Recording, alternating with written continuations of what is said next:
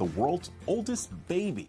The Ohio boy was born from an embryo frozen in 1994, and he was conceived in a lab by a couple using IVF, which was relatively new at the time. His adoptive parents found the embryo through a Christian adoption embryo agency. So for more on all this, I want to bring in ABC News medical contributor. Chat, is that not eugenics, chat? If you choose exactly where the baby was sourced and shit like that, is that not eugenics? Dr. Alok Patel. And Dr. Patel, happy Friday. Thanks for joining us. But first, this is a record, and it's really kind of remarkable. But what's the reaction in the medical community to this news? You know, Alex. Technically, but it's not bad eugenics. Well, I would argue that last time I looked into eugenics, I just look at it, right? People said that there's no good eugenics. It's all bad.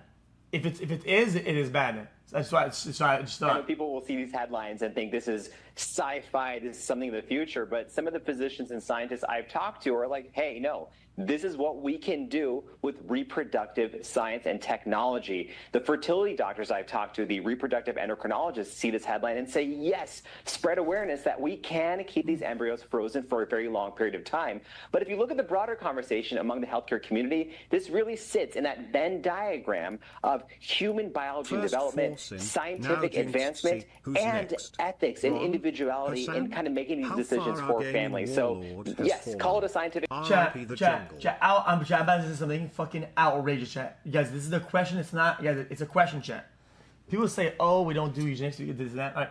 And hold on. Question. If you can't reproduce naturally, right, isn't the concept of doing it mechanically, like against like nature, isn't that technically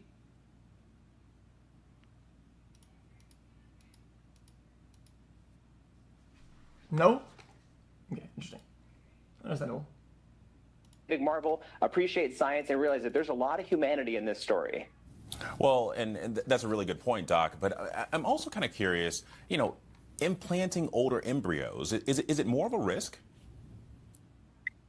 From everything that the data suggests and what I've talked to about the experts here, the only risk or the only higher risk situation really comes at the age of the woman when the embryo was frozen.